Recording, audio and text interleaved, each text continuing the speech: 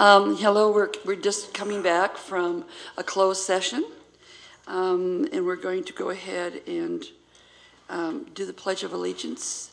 Would you all stand, please, and join me? I pledge allegiance to the flag of the United States of America and to the republic for which it stands, one nation, under God, indivisible, with liberty and justice for all.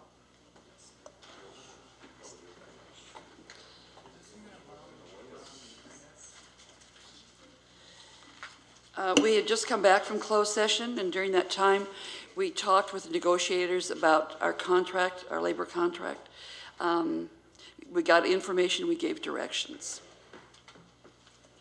The next item is approval of the agenda. Would anybody like to move approval of the agenda, or is there anyone that would like to change the order of the agenda? I'd like to move approval of the agenda. Ms. Thomas moved approval. Mr. Stadler, second. Would you vote, please? Has Ray joined us yet? Ray, sorry, Mr. Rodriguez called me and said he's not feeling well and he won't be joining us. Okay, he was with us. He was with us during closed session. Okay, so are we ready to go? Ms. Crocker, would you vote again? I'd be happy to. The vote is 4-0, and 1 absent, Mr. Rodriguez. Dr. Markin, announcements? Thank you, President Crocker and Board. It's a pleasure to be here. This is certainly a busy week with management retreats and professional development and our back-to-school gathering at the Newark Memorial High School Commons Thursday morning. And as part of my announcements, I certainly want to invite you, if you are able to be there. Food will be starting at 7:30 on Thursday, and the program will start just as close to 8 o'clock in the morning as possible. We have a guest speaker with us, professor from UC San Dominguez. His name is Dr. Shiraki Hawley. He is an outstanding educator, and we are really, really, really looking forward to having him with us. In addition, John Warren will be giving an update to all of our staff on our safety plan, and we're looking for just a great kickoff to our 2013-14 school year. To that end, I would like to introduce our principals, our new folks, to Newark Unified School District. I do have to first say that Mr. Phil Morales wanted to be here desperately, but he is closing on his house. Is that correct, Mr. Armand? Yeah. He is closing on his house tonight and signing papers, and you know, we had to have a board meeting on that night of all times. So that's what he is doing, and certainly congratulations to them. They'll be moving quite a bit closer to the school and to the district. So even though not necessarily new to our district, new as the principal of Newark Memorial High School. Next, and what I'll do is I'll have you stand, and then we'll do like a big applause and whatever else. And a 25-minute speech, right? And a 25-minute speech, each of you. So. And a group hug. Yeah. So again, Newark Memorial High School, Mr. Phil Morales. Music Elementary, Kathleen Ingham Waters. Kathleen, if you would stand.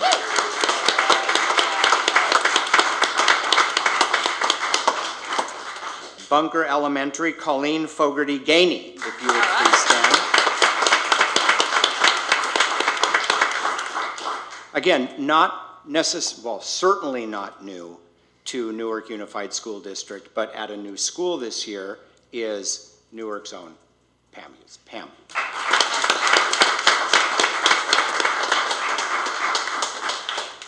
At Lincoln Elementary, Angela Ehrlich. Angela. And at Fine, last but not least, we have Mr. Christopher Wood at Milani Elementary.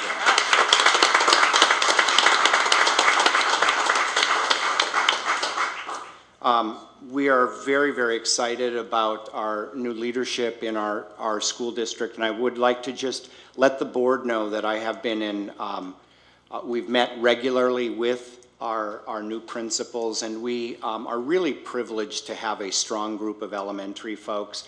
I mean, certainly not new to the district, but an unbelievably strong principal in Pam Hughes, and Robin Surt, and Debbie Ashmore, of course, who's at the district office, Nicole Paredes, Terry Dunn. We have a strong group that will be mentoring them, but also we are looking very carefully at two options for our new principals so that they can continue in their professional development. And one is through AXA, a coaching model through AXA, and I've been in conversations with them. And another is LEAD, capital L, capital E, capital A, capital D. And that is a coaching model. And that is something I've been a part of for the last 4 or 5 years. It's in conjunction with UC Santa Cruz.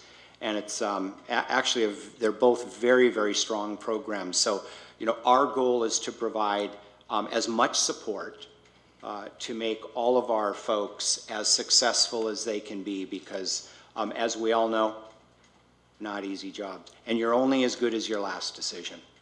So No pressure.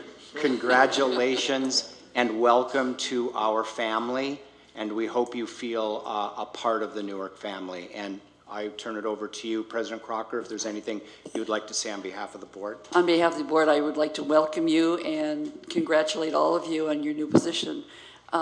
We are looking forward to a wonderful, wonderful year, and I know the staff is excited that you're going to be leading them, and just keep us posted with all the good stuff you're doing, because we love to hear it. We've had good things coming from the schools in the past, and we want to hear all the good success stories. Okay? So have a good year, and we'll see you on Thursday. Yeah. Great, thank you. Finishing up with my announcements, President Crocker. Along that line, open houses, you should have received a schedule of the litany of open houses. They will begin on August 27th.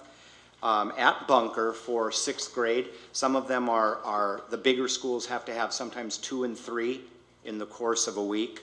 Also, as I said, I would like to invite the board to Thursday morning at the Commons at Newark Memorial High School. We have 56 quite extensive raffle prizes that have all been donated by our vendors. Everything from Vanner to K&N, and they gave a lot of wonderful, wonderful gifts. So all of our staff teachers will be given a raffle ticket when they come in, and we will be interspersing raffles. Our theme is Extreme Makeover, NUSD edition.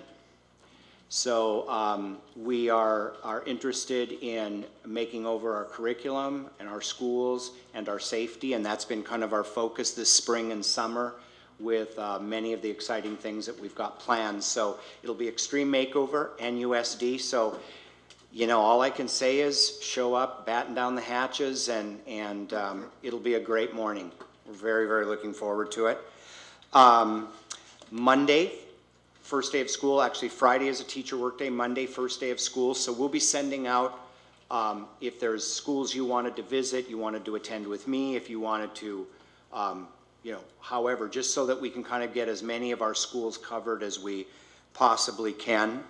And I went around to about 4 or 5 of the schools today, and on behalf of the staff, on behalf of the maintenance and landscaping crew, I have to say that our schools have looked better than they did this year than they did last.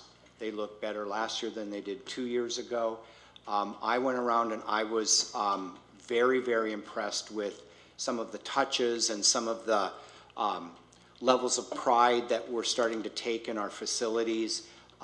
It was a great, I just walked around and I said, okay, I don't have anything to do with this place. What do I think? And I was very impressed. And I went to 2 of the registrations, and I had a mom come up to me at the junior high, and she said, "Are you the superintendent?" And I said, "No." And she said, "Well, I have something to tell you." And I thought, oh, okay, here we go. And she said, "You know, this is my 4th child through Newark Junior High School, and this has been the best, most well-organized registration I have ever seen at this school." And, That's when you admitted you were the and that's when I said yes. Yeah, and I said, thank you very much, I'll take all that credit for that. But at the high school and the junior high, they've enacted some very significant changes in the registration process, and obviously to try to make it as much student and parent friendly as possible. And again, I want to remind the board, this is where we go from 0 to 7,400 overnight. I mean, when you factor in teachers and classified, and if you include people dropping their kids off, we probably go from 0 to 12 or 13,000 overnight. So it's an arduous task, and everybody's been working so hard, and I'm so proud of them, and the schools look so good. So that's the end of my report. Thank you very much. Very good. We're going on now to staff reports. Measure G. Great. Elaine, do you want to introduce? Okay, I'll introduce. Hi. Jenny Rios from Vanner and our own Larry Simon are going to do a technology update. So Jenny, I'll turn it over to you, and both of you will be sharing. There's a handout. I think this is the Right, so just a brief update tonight. For this update, we're going to talk about the low voltage and technology upgrades that we touched on, and I'll come back in 2 weeks and talk about. You've seen this presentation, I think, in some form, but it's been split into two. That's why I see a question over there. So for the purpose of tonight's update, we just wanted to talk a little bit about the, Larry, can you flip to the next slide? Oh, thanks. There you go.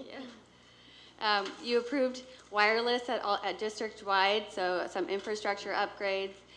We also talked about wired infrastructure upgrades and some surveillance cameras that will be installed at the high school and junior high school. So we'll talk a little bit about those projects and then next steps. So what we have for your approval and for your consideration and hopefully approval is a bid package that goes out to the public. It's going to be competitively bid for just the materials that are that will support the wired infrastructure. So that's all of the conduit and the wires that go into supporting. The bond money doesn't support tablets and equipment, but it supports infrastructure, and that's what bid package item number 1 is. Bid package number 2 is for the wireless infrastructure, and that would be district-wide, so that would provide Wi-Fi to all of the schools in Newark. Very pleased about offering that. And then bid package 3 provides surveillance cameras at the junior and high schools. What's unique about, I know there's already some existing cameras on site.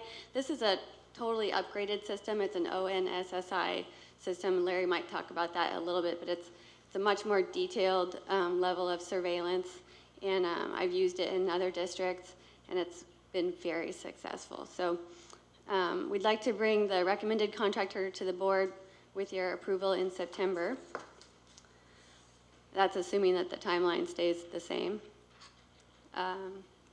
So, Larry, do you want to talk about the technical aspects of it? So there are a few other pieces. Like Jenny said, proposal 1 and part 1 and 2 of the bid proposal are for the wired and wireless infrastructure. But in order for some of those things, it seems to be better for us to procure some of those using a best value method off quotes. There's some minor pieces like wired installation and some transceivers we'll need for the wired equipment. They're really minimal. They're a small portion of it, and that's what we're going to use best value for. But the vast majority of the hardware is in that package 1 and 2. So I'm going to move on now to the cost factor, which I'll hand over to Jenny. So in June, when we identified our project allocations and the budget, that courageous discussion about how much money we would put to which projects, the board approved $2,672,000 worth of upgrades to low voltage. So that's not just technology, but it's low voltage, which is a larger umbrella.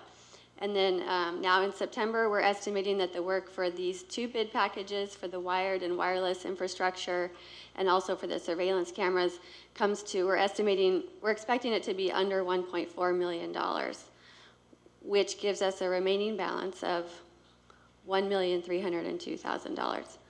So,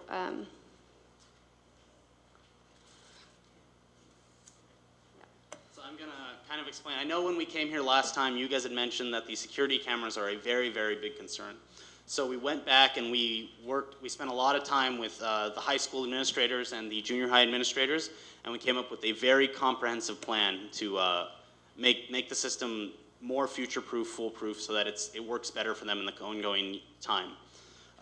Some of the benefits of the new system are full HD cameras. Right now, all the cameras are standard definition. You guys know what that means, television from 10 years ago. So all the new cameras, yeah, are full HD. That's in the plan. Better coverage. So we actually sat down with the junior high and the high school, and we took a map of the school. We said, okay, where are all the problem areas? Where do you need coverage? And we had them sit down with us and we went and looked at every single spot that we want to put these cameras, and we came up with coverage maps for the school, which are included in the bid package. So that will drastically improve the system today, because they've had a lot of input into where and how these cameras need to be placed. So right now there are, I believe, 36 cameras at the junior high and 42 at the high school. The new plan calls for 42 at the junior high and 60 at the high school, and one additional camera that sits outside of the rest is, we had mentioned license plates being a big issue at the high school, so a single high frame rate, it's kind of a more advanced camera to sit and watch the license plates for cars as they come and go from the student parking lot, which they seemed very excited about at the high school. Yeah. So if you'll remember too, last year you guys approved an IT plan, and we completed it to update some of the infrastructure for the servers in district office. So additionally to this camera plan, we are leveraging that to, at a minimal cost, bring 2 cameras to every elementary school and McGregor at a very minimal cost, basically just the cost of the cameras.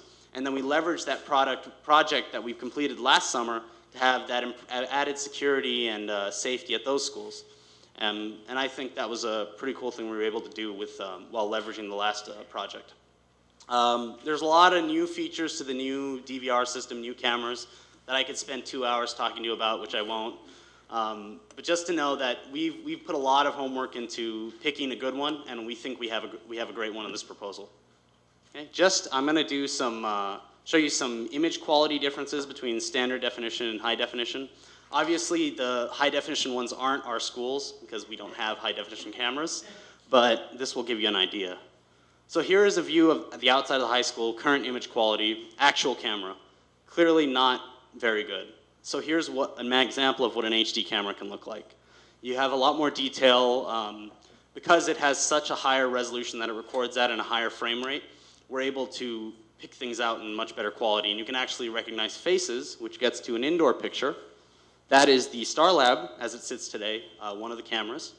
Here's what an indoor HD camera can look like. So it gives you some sort of idea for what you'll be gaining with new cameras. All right? I'll let Jenny take over. I'll just say that we installed this system district-wide in my previous district, and it was used for students. It was used to watch teachers coming in on time. It was used to watch people crossing campus. And I mean, it was very well, I mean, the district just passed over the DVD to the police department and caught people all the time. So it just like had a dramatic increase in security. So I think that's all very positive. In terms of next steps, we'd like to discuss or provide for your consideration the use of those remaining funds, where Larry is doing some pretty heavy lifting on research for new phones, clocks, bells, and PAs at the high school and junior high. And with your permission, we'd like to go ahead and continue that research. We think that those upgrades are very much in order and would be well utilized and a good use of those funds. Mr. Stanley? Yeah, on these cameras at the high school, you know, we've had so much problems there. The lenses, are they going to be where these kids can't spray paint them, can't put stickers over them? You know, we've had the cameras, and all of a sudden we go to look, and the covers have been spray painted. Yeah, so the idea is to put them all in housing. So, I mean, inevitably, we'll place them as well as we can to keep them out of the way of kids. And, you know, as much as you try to do it, you can't always stop 100%, right? So the plan does call for housing on all the cameras, so they can't actually damage the cameras. They can maybe screw up the housing a little, but housing's relatively cheap comparatively. But the idea is to place them all in places that are harder to reach. Okay, and that includes in the housing that the moisture can't get behind the lens? Yeah, so all these cameras are outdoor rated, and we are proposing housing for all the cameras. Okay. Also, weather-resistant housing. what's the capability of a live feed to the PD? At any time, they have these programs that, and we have some enacted now, that we don't, but some other companies do, that we can get a live feed directly to PD So the if we need them. solution we're looking at lets you can live feed from anywhere. We can let anyone, that's all at our discretion. I mean, capability-wise, it's all there. If there's somebody on the campus and we need a live feed immediately, So is it capable? Yes, and I will tell you, it does one thing further that I thought was really helpful and the high school seems to have liked. Location-based, so monitoring. So say 2 a.m., nobody's watching the cameras actively, right? So it can pick out, something over, so not an animal or something over 3 feet tall has gone into frame of the camera and it's moving around. Send an email or a text message to the following people with the screenshot in it, so they can get a notification of it. So there's some cool features like that we've found in this new idea, this new system, which I think will really address some of those problems. Also, I've seen our poor resource officer have to go through 4 hours of sitting in front of a video player, punching and punching and punching and punching to get to one place. Exactly. So one of the cool features on the new one is event tagging. So when it finds an event, a movement event, like at an off hour or during hours, it tags it in the system. So you get a list of these and you can go straight to that event and you can just pull it up. Another thing that kind of relates to that is you can do it with multiple cameras. So say this angle, this angle, this angle all fit your view of what you want to see. Pick all of these, get the view of all 6 cameras at once, go to the time, watch the timeline live on all of them. So it has a lot of features that address that, and those were some of the things we were looking at, which is why we spent so much time. I mean, if you talk to Phil or anyone, I spent 4 hours with them, going over the maps to figure out the placement and talking to them about the camera system on multiple days. So we spent a lot of time talking to them to figure out what their needs were and what they wanted to be addressed by the system. I know Charlie and I went to a presentation on some of the software, and there was one that we've had a lot of laptops missing from our teachers. And there was one program that you could bring up a picture in the classroom, focus on that laptop, and it will go directly to where that laptop disappears. And You mean follow the laptop as it walks out? Which, as it moves, and it's some of the software that's used. And I mean, it's a great thing. I mean, you don't have to go through hours and hours and hours. So the way it's written is not to limit to one thing. We have a preferred one, which has a lot of things that we really targeted, but it's open to other, What I mean, we you want could to see focus on anything anything in that room. It didn't have to be the laptop. Yeah, It could be the I get what TV, you're it could saying, be- yeah. So I'm not familiar with that system, but I will say that probably that requires a lot of computing power, which would require a much bigger server infrastructure. That's my supposition, which would require, more investment in that and more ongoing maintenance on that end. So we went for something where we targeted the features that the high school was most looking at, and we built around that. But this doesn't limit out any of those other ones from coming in and competitively bidding on this feature set. Okay. That's how we... And you did say that it was capable of, say, to our principal or to our, to even come up on a cell phone, even on an iPhone. Yeah, they have iPhone apps. That's great. It's honestly really, that's a pretty standardized feature now in a lot of the modern surveillance systems. But I really like the way this one worked. It seemed very, very intuitive, the way their app worked. Great. I just want to do it the right way. No, I completely understand that. It's been so bad for so long. There's no need to spend, a small amount of money and make it not work again. It's better to do it all well. Yeah. Thank you. Ms. Thomas? Oh, I'm just curious about the elementary schools and where the 2 cameras will be placed. So we have not actually mapped out like we did at the high school and the junior high, because we weren't able to get a hold of the elementary principals. And the idea is for 2 cameras at each school. Ideally, I think one would be at the parking lot and one would be at the entrance to the school. That's my supposition for what they'll want, but we'll talk to them and figure out where exactly they want it. None of that is concrete, just to know that our existing storage project that you approved last year can support these cameras without extra investment into storage and servers. So we're going to leverage that to be able to place a couple of cameras at every school at a minimal investment. Okay, great, Right. thank you. Mr. Menzinger? You want to let him finish first, or? I don't care. Go ahead, if you got. I'm sorry, I thought you were Because finished. I have a whole list. but- Okay, we only got a couple more slides, so we'll finish up. Yeah, go ahead. We were just gonna say that the phones are, while they've been working and they've been well maintained, they are becoming antiquated and they probably will not be with us for the long haul. So we're suggesting that we would update the phone system to the high school and junior high, and the whole district. Really? For the price? I forgot that. I thought for some reason I thought it was just the secondary, but Larry says it's for the whole district. It's a little embarrassing. Our surprise is that the fact that we found some very, very, very good pricing on possible phone systems, and you normally would not find this scope of project in that price.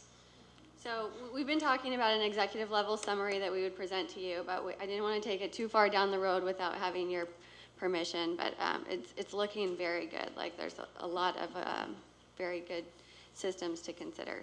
And so Larry's done a lot of great research. Then same goes for the clocks and the PA systems. Is this also just, okay. Okay, so this is just for the high school and junior high school.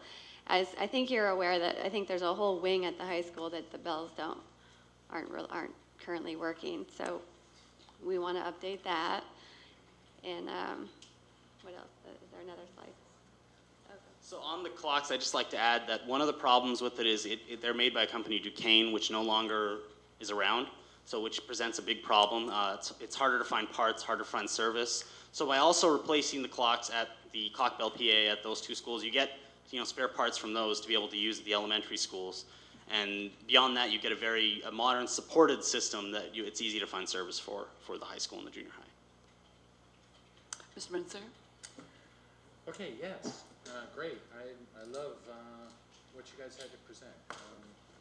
Unfortunately, though, I must have about 20 questions, so. It's okay. That's what we're here for. You talk about the wiring, the cabling. Is this, do you have to go through any walls or under concrete or anything So like I that? will say we have internally finished about 70 to 80% of it. We've done most of it already. We've utilized the existing wiring in the classrooms.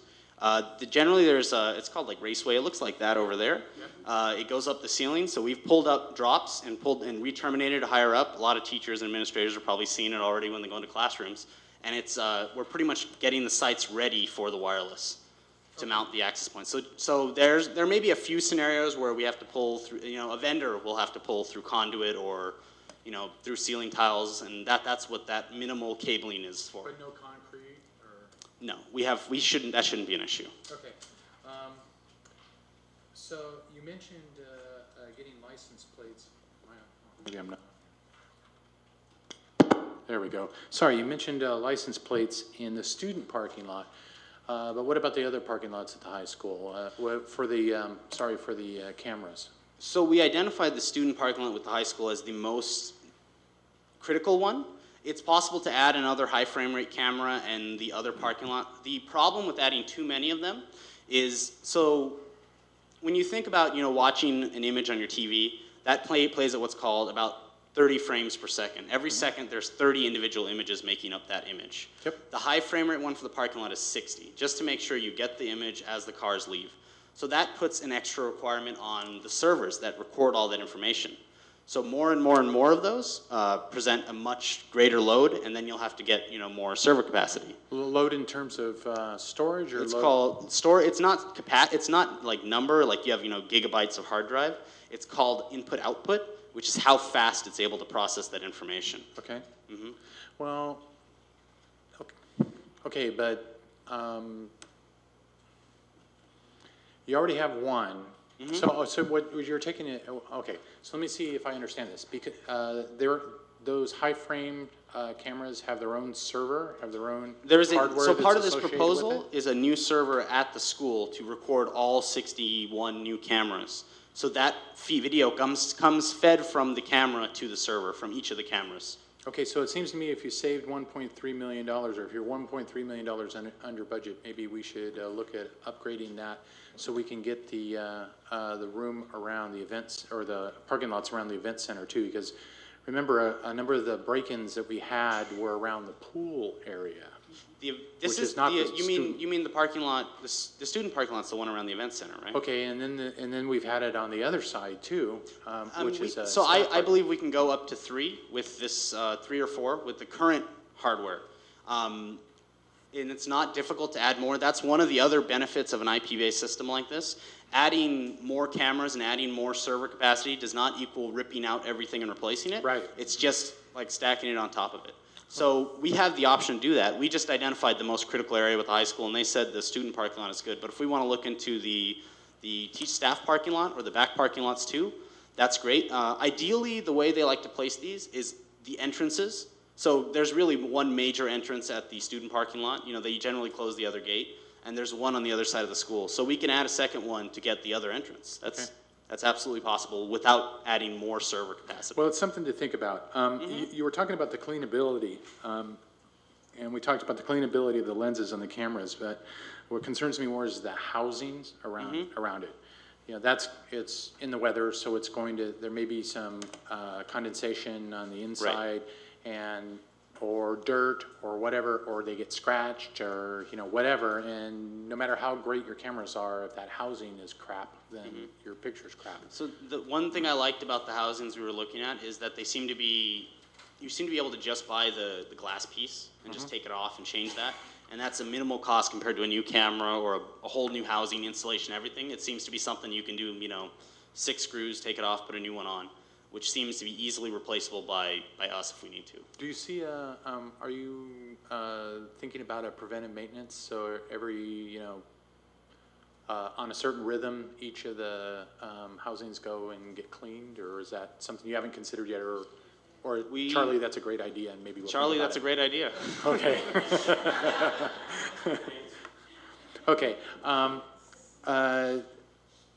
One of the cameras that Gary and I saw that we thought was actually pretty good had almost a panoramic view, had a very, very long range, and it reduced the number of cameras because of the areas. I was just wondering if that's something that you looked at or considered, or? Yes, but we decided against it in the long run. So we talked to you know, a couple of security vendors, more than a couple, too many. But we talked to a couple of security vendors, we talked to the high school, and it seemed to be not only more economical, but better to replace one pan camera with multiple fixed cameras. Okay. Because one, for instance, they could be like 3 or 4 times the cost, and you could just get away with 2 fixed cameras to get the same breadth of width. Okay. So it seemed to be better to go with that, which is why we have part of the reason we have a higher camera count than we did previously on this solution. Okay, so you mentioned digital time stamping and stuff with the software, and you answered those questions to Gary, so I don't think we need to go on those. Let's talk about the phones for a minute. One of the reasons we couldn't renumber the rooms at the high school, which anybody who's been to our high school knows, in fact, many of our administrators who have been there for years can't even find their way around the high school because of the way that it's numbered. Now that we get rid of these, or get a new phone system, will that also allow us to renumber the rooms? Yeah, so that's in some logical order as opposed to the chaotic. So that's pretty randomness. much a capability with, I mean, I can't speak to the phone system we will get because we don't know yet, you know. I will say that's pretty much a capability on any modern IP-based phone system. The way a lot of them work is, you know, we can provision them ourselves from the office, or they can log into the phone, you know, punch in their extension, punch in their passcode, log into any phone and use it. But basically, you can take the same phone and use it at any data port in the district. I mean, But you program your phone by the room. yeah, we have flexibility in that. We can program it by good. the room, we can program it by the teacher, we can, yeah. The short answer is yes, and then some, yeah. Are you looking at voice over IP, or is That's exactly what that's we're looking okay? at. All right, that's why. Okay, all right. Software as a service for any of these systems, whether or the security system. Is that kind of what you're looking at? No, we looked at a cloud service. We looked at a couple of cloud services. In the end, they will end up with a much larger ongoing cost. and they will put extra burden on our internet connection.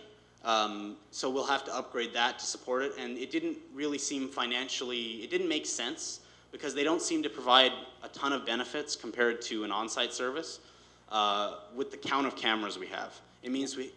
Well, I was thinking that the benefit is that if you're in the district office and there's something going on at the high school, you could log in and see it. Or if you're at home on the weekend and you get an emergency call, you can log in and see it. So that, we're talking about cameras, right? Yes. Okay, so that you can do today with the bad camera system. You will be able to do that with the new system, irregardless if it's a cloud service or not. Okay. Now, we're not excluding cloud services from this, the way the proposal was created. They are more than welcome to bid. I have a feeling that when you look at if you look at the first 5 years, it'll probably be cheaper or the same price. Chances are you may get a lower quality camera because you now need to push HD camera video across the internet to the provider, which means you need a very, very large internet pipe. Right. And they need to have the internet pipe to support that. So they generally, get around that by having a lower quality.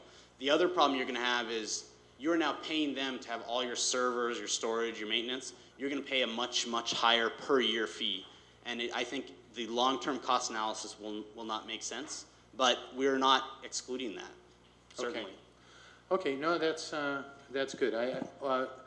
I know you can log in, but the question is, can you actually manipulate? I mean, you can log in and view, but can you manipulate cameras? So none of the cameras in the new proposal are pan-tilt zoom. Like we talked about before, we decided to replace all the pan-tilt zoom with fixed. Just add more so that you get more coverage, more breadth of coverage. We talked to the high school about that too, and that seemed to make sense to them. Oh, but you can always, if you're getting a camera, you can always use software to zoom. You get a software-based zoom. That did not work so well with the old ones because the quality was so low. Yeah. It's still not the best way to do it, but you'll get a much higher quality when you zoom than you did before. Yeah. We do get a fixed zoom. Every camera has fixed. When we go place it and we talk to the high school or the junior high, and we say, okay, well, we're going to zoom the camera and move it around, and this is where you like it. We can't do that manually, so that we can pick the best, focal point for the camera. Yeah, the key is then going to be when in a fixed zoom, can you use the software to? I mean, the software has the capability to zoom. Yeah. Oh, absolutely, but then it gets pixelated. So the question is whether you're going to be able to recognize a face, recognize a license plate. So the license plates will hopefully be captured by the license plate cameras. I would say almost no system.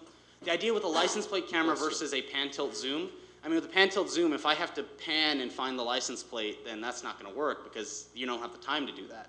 That's what the fixed one, which always gets the exit to get the license plate all the time, is what we're targeting. I mean, I'm going to say, I'm not going to lie to you. I'm going to say the camera that faces the parking lot, you're probably not going to make a face out on that. And unless you spend, $100,000 on one camera, that's probably never going to happen.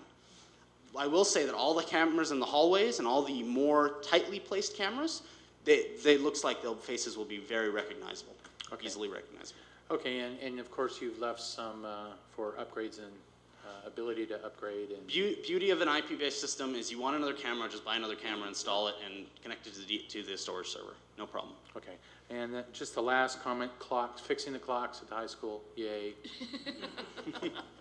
It's amazing how you sit in a room, a big room, and there's 4 clocks in there, and they all have different times. So, yay! That's it. Thank you. You can fix the clock here too, Gary. I've got just 2 more questions. One was, what's the storage? How much data can you store, and for how long? I mean, so the storage servers, that is a more complicated question than it sounds like. But the storage servers have 2 levels. They have a fast storage and a slow storage. Slow storage is what you're probably concerned about. It's for archiving all the camera footage. Raw capacity, if this makes any sense, is 32 terabytes. Is okay, in layman's terms, how many days? That, again, is a more complicated question than it sounds like. So the way the recording works on the new systems is they record based on motion. So if there's nothing happening in the frame, they're not going to record the footage. That would just be a waste of space. Okay. We have targeted a minimum of 2 months, and it should do way more than that. Okay, that's the point. Okay, one other thing. You're saying that in the student parking lot, That you're not gonna be able to ID students in that parking I lot? will say, no.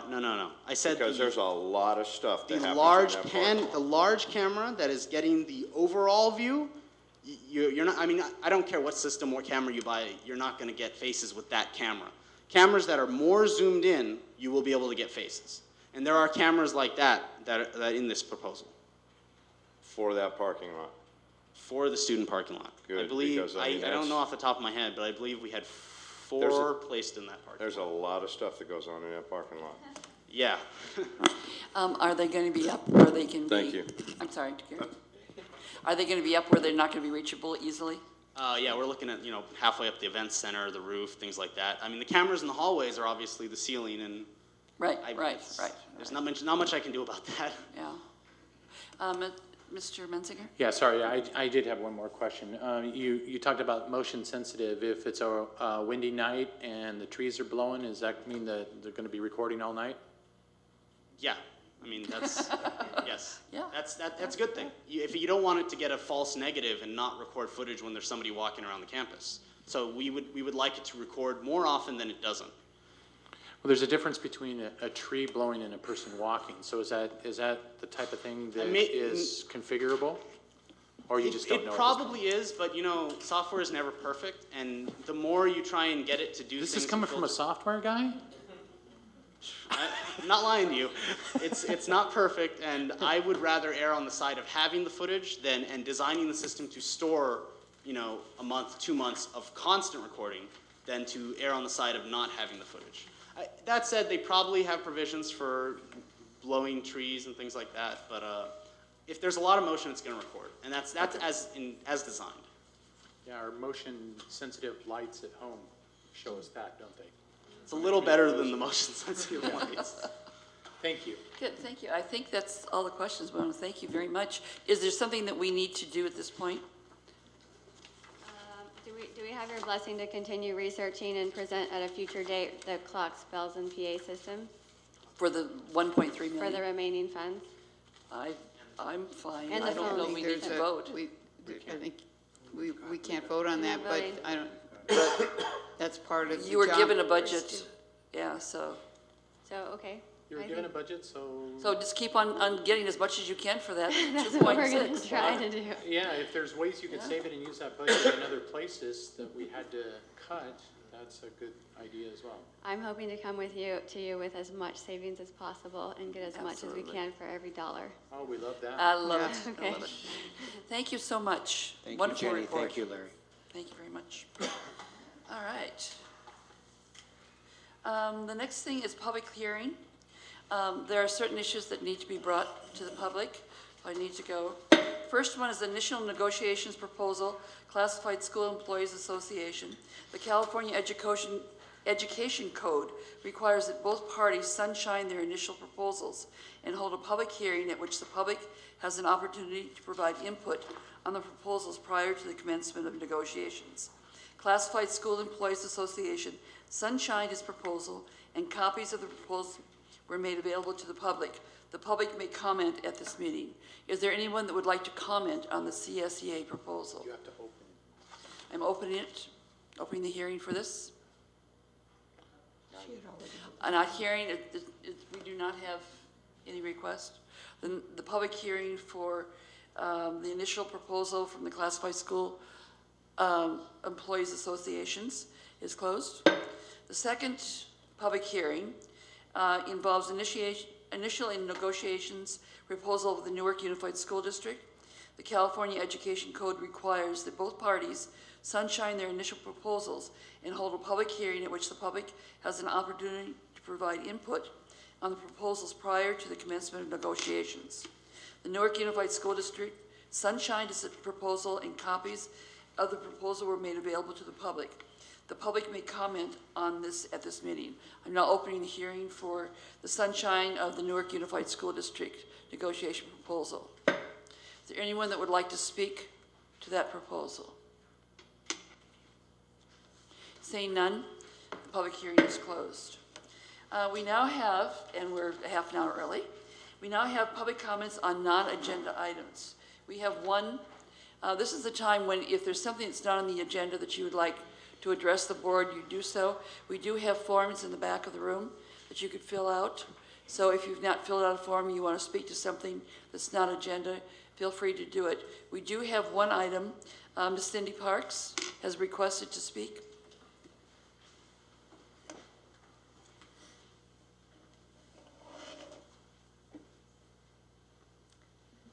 Hi.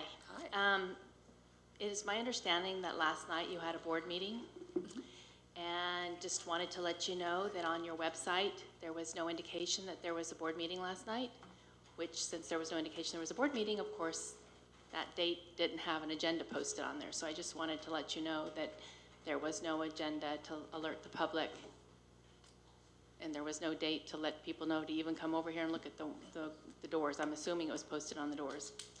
Then I also wanted to mention that on the March 19th board meeting, there was an item placed on the agenda per my request. That item was in regards to the detention center at the junior high and the high school. After my presentation and Dr. Markins, it was my understanding that the board supported that change in how that program was being run, and that there was going to be a new structure set up for this year.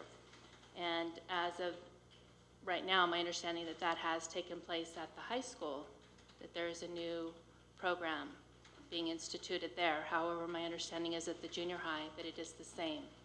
So I just wanted to follow up and see if I misunderstood, if you all misunderstood, or if perhaps it's in the process of being changed now to where that's why I'm not aware of the change taking place shortly.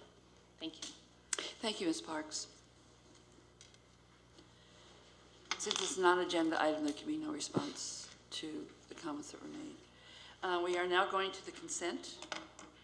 Is there anybody else that has a non-agenda item before we move on? We're going now to the consent agenda. The first one is personnel items, A1 and A2. Would anybody like to pull that from the audience or from the board, from the staff? Move to approve A1 and A2. All right. So Mr. Menzinger moved to approve. Mr. Stadler seconds. Call for the question. The vote is 4-0 with one absent, Mr. Rodriguez. The non-personnel items are B1 through B, is it 26? It's a long one. 24. 24, thank you. Is there anybody who would like to pull any of the items B1 through B24? B4, please. Mr. Menzinger wants to pull B4. Any other items? Hearing none, I will accept a movement for B1 through B3 and B5 through B24. I move approval of B1 through B3 and B5 through B24. Thank you. Is there a second? Mr. Stadler seconded. Would you vote, please? Whoops. The vote is 4-0 with one absent. Mr. Rodriguez is absent. Mr. Menzinger? Yes, Mr. Rodriguez wanted to pull B4, and I did as well. And B4 is the proposed guest or substitute certificated teacher daily rate. The proposed is $130 per day, right? And for short-term and long-term for $155. I'd like to entertain an even greater increase that puts us consistent with Fremont and Hayward. So $150 on the short term. And leave the long term the way it is.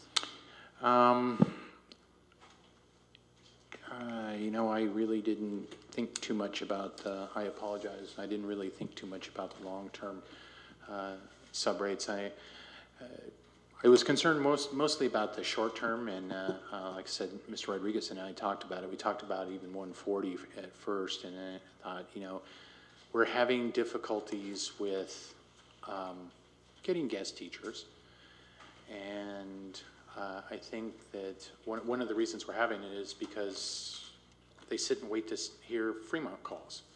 So since we're so geographically closely located, it seems to me to match their rates is better for staff and our schools and more importantly our children. So, Ms. I'd like Thomas? I'm sorry. Ms. Thomas? That's a pretty big percentage increase. Superintendent, can you address this to let us know what was the thinking in going to 130 and what might be the cost implication of going to 150? Yeah, we didn't cost out, this is the first that we've heard of the 150, and I think Mr. Irwin can talk to Fremont's and their daily rate being tied to their salary schedule, which changes and is altered. We also have an interesting phenomenon, not just in Newark Unified School District, but everywhere else, that now with LCFF funding and class sizes starting to work their way back down, more teachers are being hired. Therefore, the guest teacher substitute pool is also decreasing. So, there's several factors that are involved. Certainly one of them is a competitive daily rate. But Mr. Irwin, could you speak to the Fremont piece in particular, just to know that that's going to be pretty much a moving target? Certainly. Thank you, Dr. Markin, President Crocker, members of the board. When we looked at the guest teacher rates, what we did is we looked at the guest teacher rates throughout Alameda County for all of the districts, and then also looked at Milpitas, which is obviously outside of Alameda County. And the reason we did so is because predominantly the guest teacher pool that Newark Unified is going to pull from will be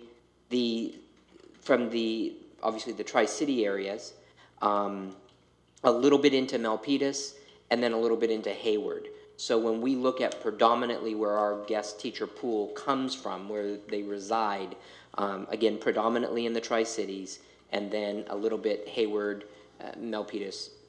Now, we do have people that drive as far as Berkeley, but that's predominantly our area. So what we did is then we've really focused in on what those districts' rates were. And as Dr. Markin indicated, the guest teacher rates in Fremont Unified are attached to, and I don't know their contract per se, but is attached to a certain percentage of the teacher's rate. So theirs is a moving rate in relationship to what happens with the teacher salary. I can give to you, for example, New Haven is $130 a day, and their long-term rate is $160 a day. Mm-hmm. Milpitas is $130 a day, their long-term rate $140 a day. Fremont's is $150 a day and $157 long-term. Mm-hmm. Hayward, I think, was the other one that was mentioned. They are $150 and $150. They make no distinction between long or short. Yeah, and I by the way, I do apologize for not asking staff this question ahead of time. I just whiffed. That was my fault. No excuses. I should have at least told you so you had a chance to think about this in terms of the financial impact. But I feel that we need to be competitive, and mm-hmm. It's, and I know there's a cost implication. Yes, I know. I don't want to give you the Tourette's lane. So yes, I do understand there's a cost implication, but I just think that the difficulties we've had in the past is just. Well, and one of the things too, we are now linked with the same system that our neighboring districts have, which we hadn't been up until this year. And so that is also putting us on an equal plane so that people go to one spot and they can take a job in one of the neighboring districts versus having to go in one system, out over to another system, and they can kind of select and then deselect and then select another one. Now those options are gone because we're all using the same system. Ooh, that makes it worse then. No, it actually makes it much better for us. Well, if I'm a substitute and I can dial in, or I can just look at one place, wouldn't I want to take Fremont first because they're $30 more than we are a day? No, they'd much rather work in Newark. Oh, good point. Thank you. But if money was my only object, Nicely done. Sorry. I would just add that you're absolutely right. We do, though, have guests who we talk to. As I said, our guest teachers are commonly in the pool of Fremont and New Haven as well. We do have guests that will say, and we've been, at 120 compared to their 150. We do have a number of guests who take Newark jobs because of the Newark schools, the sizes and such. One of the things about going to the same system that Fremont and New Haven both use is, yes, for the guest teacher, I can log on, and you're right, I can see if I'm registered in all of those districts, I could take a look, and if money was my only option, say, oh, well, there's a 150 job versus a 130 job or a 120 job. But the other thing that the system does is once I take the job, it locks out me seeing any other jobs because I've now accepted a job. And if I go and I cancel, because this is an issue that we have, is we'll go home at night and we take a look and all of the positions are filled. And we come in the morning and there's 5 positions that are open. Now, people do get sick overnight and such, and they weren't on the system the night before, but we will see jobs that were filled when we left, and the guest teacher cancels that job out in the night. One of the things that we'll be able to do is we'll be able to track where did that guest teacher go to. So if they canceled our job at 9 p.m. to pick up a job in a neighboring district at 9:01, we'll be able to track that, and then that's a conversation that we're going to be having with the guest teacher. Likewise, once they accept the job, they're locked out of seeing any other jobs. If they cancel our job on just the idea of let me go out there and see what else might be out there, the system does this. Almost spilled water. The system does not allow them to go back in and re-accept that job without calling us first. So there's a little bit more monitoring that we're able to do as well with our guest teachers, which is why one of the reasons why when we came with the proposal, you're right, we did not go as high as 150 because we believe that we also have some additional built-in features that we did not have with the other system. So. Ms. Thomas? I guess I'm wondering if it would be prudent to do a little bit of costing analysis, because that's a pretty big percentage jump to go from 120 to 150 or 130, which your staff is recommending, to 150. So with the board's consensus, can we table this and have staff bring back their analysis of because there's got to be a cost-benefit trade-off. So to the extent that if we go from 130 to 135 or 140, what is your estimate about the difficulty in filling the? We don't want to give more money than it's necessary to fill the jobs, right? Well, the other thing that I could suggest, if the board were interested in doing that, is for example, you could approve B4 this evening, which would put us at certainly a much more competitive rate that we have costed out, and we know what that will look like. And then so for example, with school starting next Monday, you would hope and believe that you wouldn't have subs right away, but you do. Yeah. And bring back that additional cost estimate at a subsequent board meeting, and that would at least allow us, as school starts in just a few days, to kind of bump up those competitive rates to what is listed here in B4. How would you, okay, let's say we're bumping up the rate to what, if we approve B4, we'd be bumping up the rate.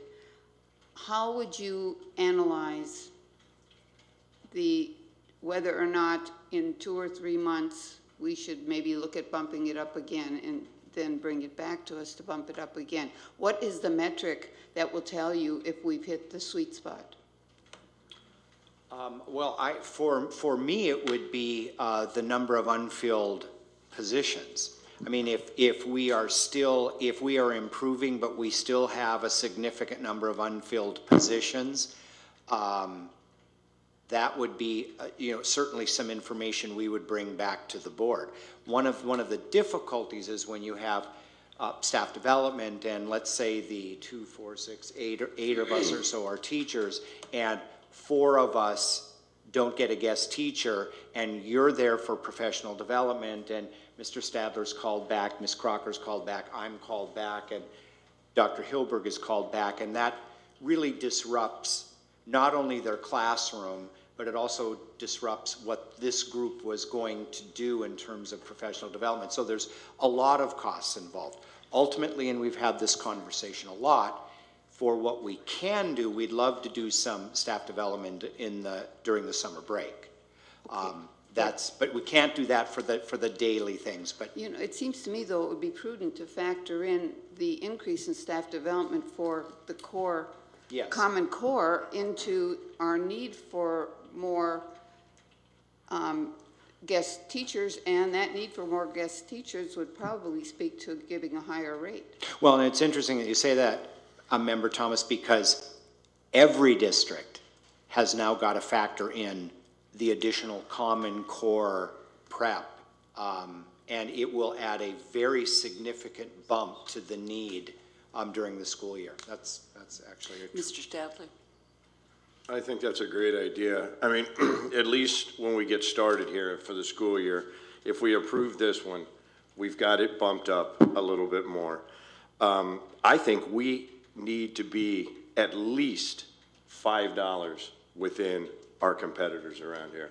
Because I know for a fact that there's substitutes that will call for a job, will accept a job. Fremont will call them an hour later and they'll say, oh, you know, I'm not working for Newark, I'm gonna work for Fremont because they're paying me more money. I think it's a great idea for us to pass this tonight to get the beginning of a school approved and then really think about being within $5 or equivalent to what Fremont. Some amount anyway. Right. Mr. Menzinger, are you ready to?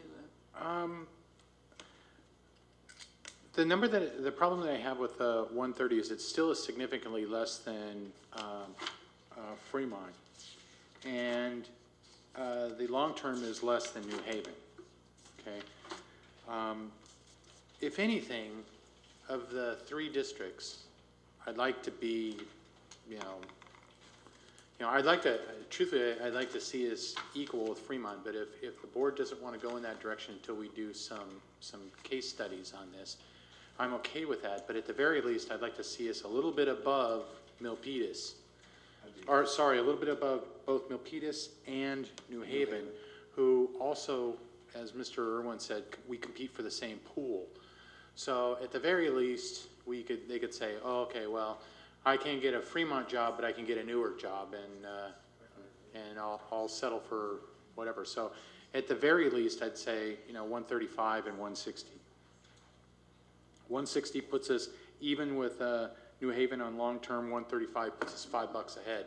I'd rather see 140, but if you guys are a little nervous on the numbers, And again, I apologize to staff. I could have given them, Elaine could have had all the numbers and all the costs, but we know that the costs are going up, and we know that we can't get subs, and then we know that we can't get teachers, like for example, the secondary, to take extra periods. Would you be okay with going with the staff proposal for now, with the idea that we would ask them to? No, that's exactly what I'm saying. I'd like to go a little bit more. Well, no, with the staff, would you be okay with the staff proposal for now, with the idea that we want them to come back in 2 months with the new proposal that would take into account Ms. Larson? Ms. Larson's doing some figuring. She's figuring out what 135 would do. Well, actually, no, Ms. Thomas, I would like to see us go over now and come back. So I want my cake and eat it too, actually. Surprise. Yeah. Surprise. I would go with adding some to this. I would not go with taking, I'd go with adding some to this. We need to be competitive. You got new principals that need their subject.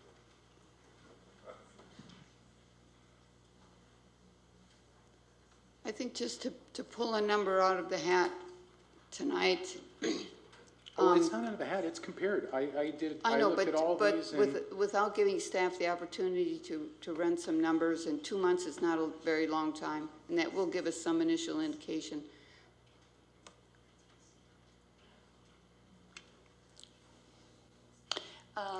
I'm at your pleasure. okay, so somebody want to I'll make a proposal to go with 135 and for short term, and 160. I wanted to go as high as 150 and 160, and even Mr. Rodriguez said 140 and 160, but you know, I'll compromise for 2 months and go 135 and 160, and that way we're a little bit ahead. Is there a second for that? I'll second it. Dave doesn't seem to have a problem with that either. Well, Mr. Superintendent, would you be okay with that?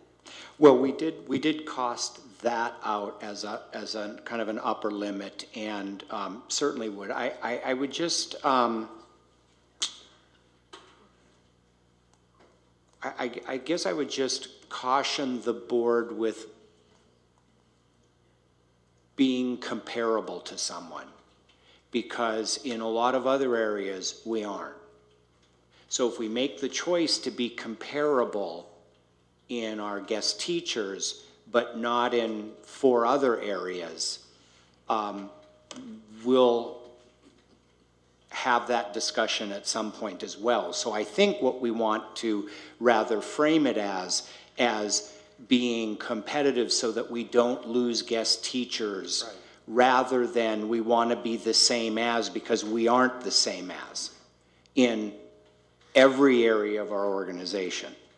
So I would just caution us with just saying let's work at being more competitive, so that our guest teachers lock into our districts, our teachers get to, you know, continue to know them and work with them, because and you know, certainly to the greatest of our ability, keep our regular teachers in their classroom, because they're the teachers of record. So I think we feel, oh, I need my glasses.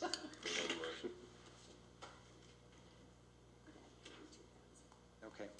Yeah, it would, going to 135 would add 42,000 additional dollars, and I think that certainly will get us a lot closer, and if the board would like, we will cost out even more and bring that to you at a subsequent meeting, whatever the board's pleasure. That would give us time to see how the 135 works. Yeah, absolutely, absolutely. I mean, if we are Sorry, having 135.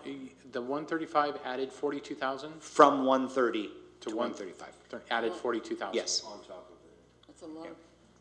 Yeah. No, from what we, Oh, from one. What are we? from our original 120 to the 135, we'll add that's the total. 42,000. Oh, okay. Oh, that's not very much. So basically, it's about 15,000 more. Okay. About 15,8. 14,500 more. Yeah, More let's- for the additional $5. Let's do it, and then let's monitor it. Okay. All right, so we have a motion. We do not have a second. Yeah. Okay, second by Mr. Stadler. The motion, would you repeat it again, please? Yes, the motion is to go to 135 for a short term. Did I say 160? I think 160 for the long term, and then have staff look at the additional, or taking us up and all the other considerations that that Dr. Markin shared with us. Good. Any other comments or questions? Vote, please. The vote is for it, 0 against, and 1 absent. Mr. Rodriguez. Thank you. And again, I apologize for making you do math word problems this late at night. This is the time now for board comment on consent items. Does anybody have any comments they'd like to make? Yeah, yes. Ms. Thomas? Well, I would just like to say that I think there is probably a plan to talk about special ed and the cost of special ed, not just the contracts that we approved this evening, but special ed in general. And so I would say this evening, to me, points out the need for us to, as a board, to better understand all the implications of special ed costs on our overall ability to educate all the children in our district. That's exactly the comment I was going to make. I noticed that it's 1.3 million for 11 students to be educated for the year in Newark Unified School District. And I'm curious in terms of whether the bite is the same thing in other school districts, or whether for some reason we have something that's happening that's unique. It's a blip here. we are legally bound to take care of the education for these students, and we are sort of restricted in terms of where we can go because of the IEP process. So I think it's something that the whole nation needs to look at in terms of how we are handling what we are doing. But that being said, we are now legally bound to make sure these children have an education that's necessary for them where they are educationally speaking. If I could just make, Yes. if I could mention to that, we've, Ms. Gray, Nanette Gray and I have had conversations as with Executive Cabinet, and she's preparing a presentation to the board. We were actually going to do one in the spring, and when we got to the end of the school year, we had to postpone it because, yeah, you're absolutely right. I think that these are, you know, these ongoing circumstances and situations, but Nanette and her team have a very good handle on it and a plan in place, and looking forward to sharing that with the board. I'm believing it will be in a September meeting. September is going to be a little bit busy with you know, some of the closed session and the negotiations, but it may be a staff report during the board meeting. Yeah, to be fair, a number of the cuts that we made a few years ago are now coming back Yes. to haunt us. Yeah. So That's true. Also, the special ed money is rolled in rather than being separate. Is that correct? You said it was. Starting with the 13-14 year, they will have a different formula coming from the state of California. And it's outside of the LCFF formula. Okay. But right now, we still, like LCFF, have not got all of the direction on how to calculate. Thank you very much. Moving on to employee organizations, I see CSEA is here. Miss Susan, will you join us, please?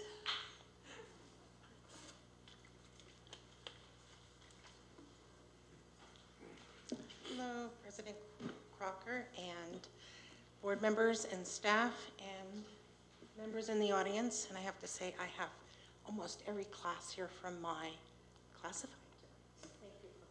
Yay! All right. So I'm here tonight first to welcome you all back from summer, and hopefully you guys took some sort of vacation. Some of us were here for 12 months, and we were getting ready for the new year. So for those of you who started off at 0 and going to 12,000, there were some of us that started at 12,000 and we're still moving. So anyway, we do hope your schools are, I thank you, Dr. Markin, for saying the schools are better this year, because they've been working real hard to get them there. I do want to say that I'm feeling very optimistic in the fact that we are sunshining our contract this year. Now, I never write anything down.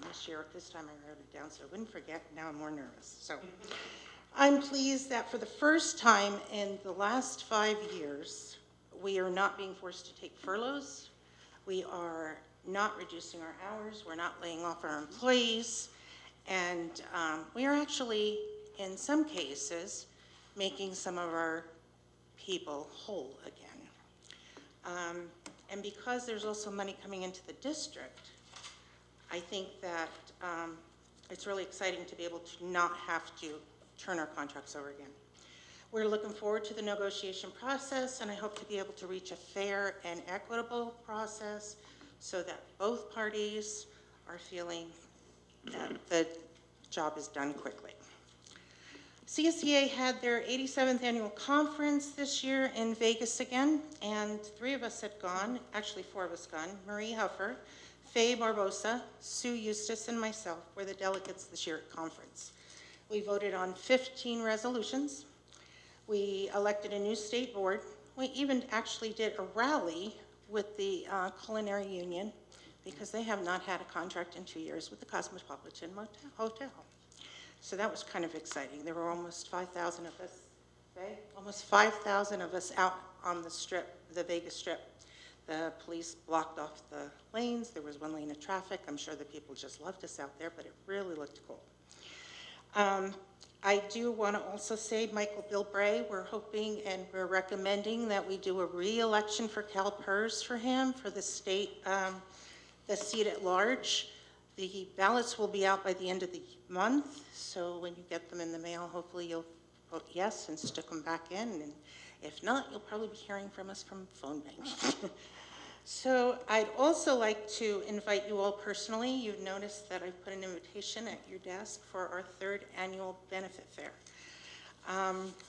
The benefit fair will be on September 14th from 10 to 1.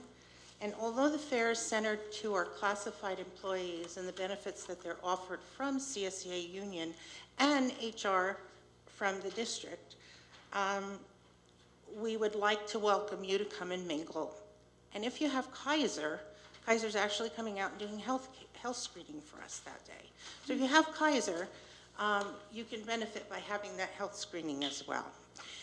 If not, just come and mingle with us and enjoy some lunch. I thank you, I welcome you all back, and I'm looking forward to a good new school year. And IT left, but I'm really excited about the clocks being fixed too. I won't have to sign another work order to get it done and try and figure out why they're not getting done because we don't have parts. So thank you and have a good evening. Thank you, Ms. Condon. Is there anyone here from NTA? Is there anyone from NUMA? Well, moving on, we go to new business. Dr. Markin. Thank you, President Crocker. Just 2 donations I'd like to share with the board. $30 from Wells Fargo Community Support Campaign to Newark Junior High School, and $78 from Save Mart Supermart's Share Program also to Newark Junior High School. And that is it for this evening. Thank you very much. We're now going into the Board of Education Committee reports, announcement requests. We don't have to accept the donations? Oh, I'm sorry. Thank you. We do have to accept it. I would like to have someone. I move that we accept the donations. Ms. Thomas, thank you. Mr. Stadler, second. I'm sorry. Would you please vote?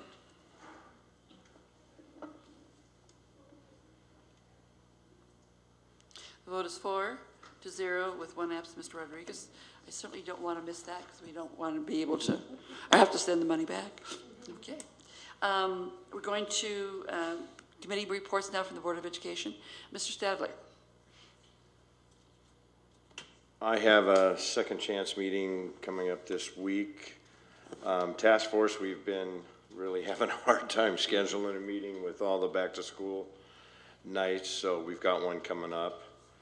Other than that, I drove by the junior high today, and boy, does that place look nice. Just the painting of that junior high sign, not in that ugly baby blue, but in gray with white letters, that alone is outstanding, and it really, really looks nice.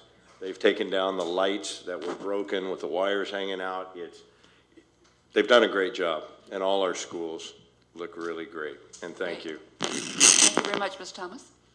Yes, I had the opportunity to attend one morning with Ms. Crocker of the leader,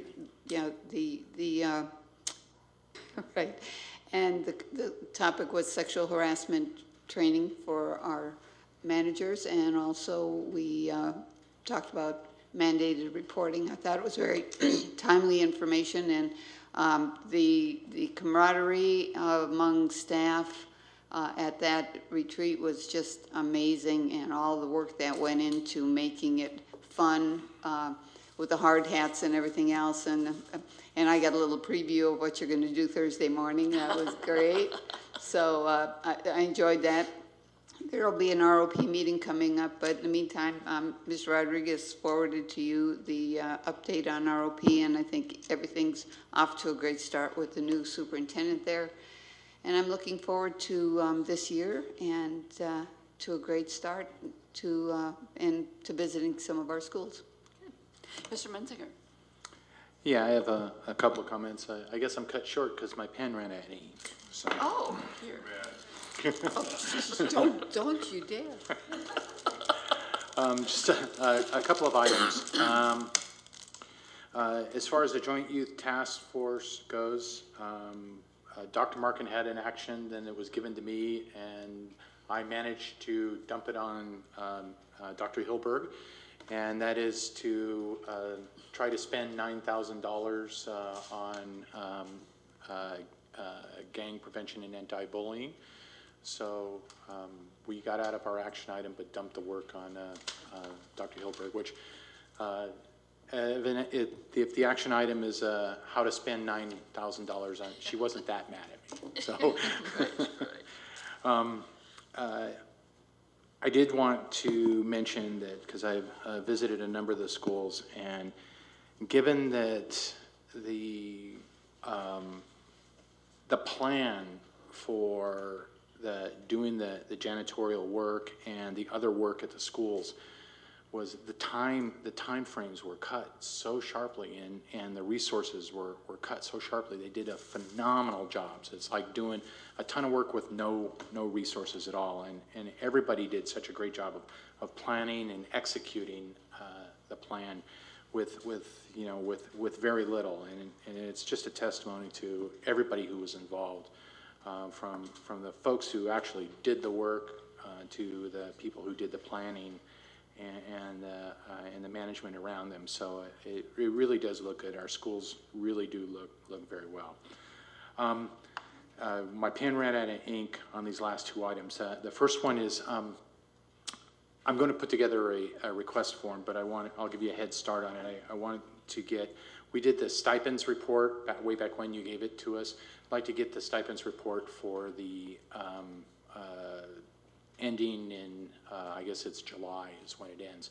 But it's not only just the stipends report, but it's those stipends that were paid through, because according to Ms. Nielsen, there's like 3 or 4 different ways to pay those things.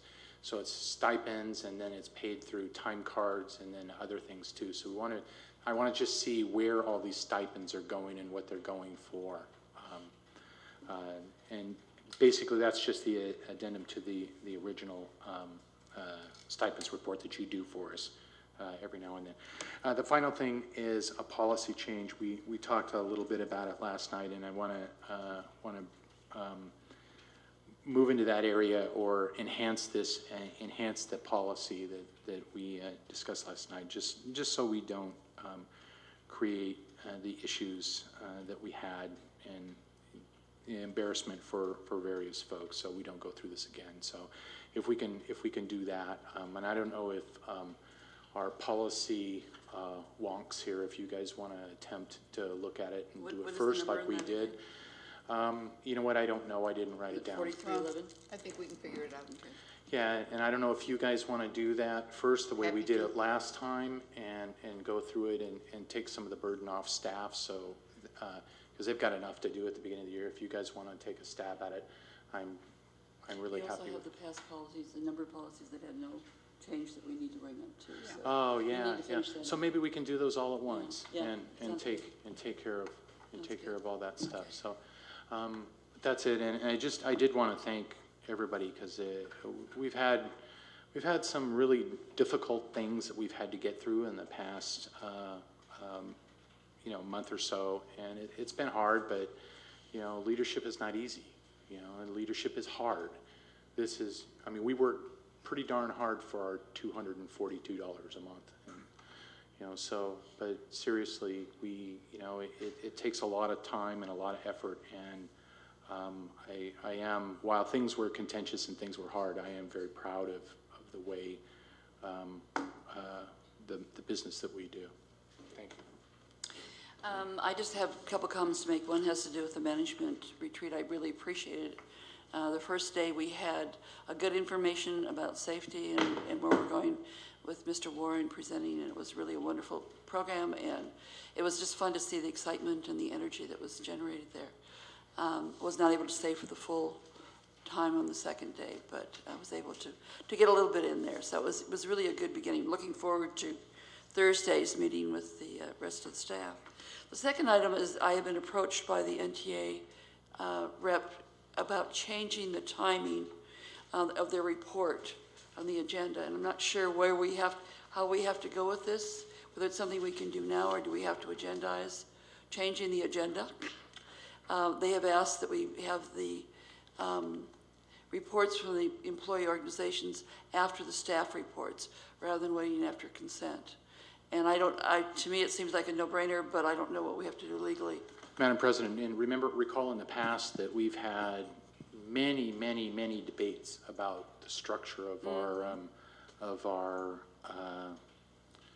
agenda and where things are in the agenda, and they're placed in certain places for reasons. Now, if we entertain this, then we should entertain going through the agenda again one more time to see if we can streamline it, not just for this item, but for other items. So it would So probably you want it to be take- an issue, or an item?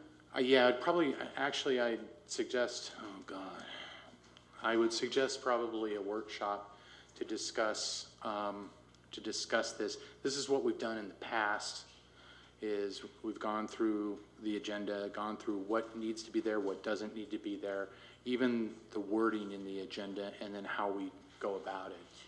Do you think this would be something we would do when we restructure in December?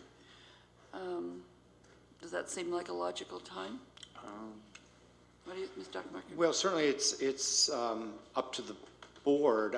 The other thing that I know this board has done well in terms of like their policies is a subcommittee of the board where maybe a couple interested board members would want to, a lot of times it's sometimes easier to go through something if you have something to go through versus all sitting together and trying to generate something. If a couple, that's another idea. If there was a subgroup that put together a draft that then the rest of the board could interact with is another option. Would you like to volunteer for that, Mr. Menzinger? I was just complaining, I didn't want to volunteer. Well, anyone that opens their mouth gets an automatic chance, you know. I would recommend that it be Mr. Menzinger, and maybe How about you? I'd be willing to help. Okay. That sounds good. Okay. You owe me a cup We've of got coffee ourselves a anyway. subcommittee. There you go. I sure do. Okay. I sure do. Any other questions or comments, announcements? All right, then I guess we can go ahead and close the meeting at 8:36. That's the one we go by though, right?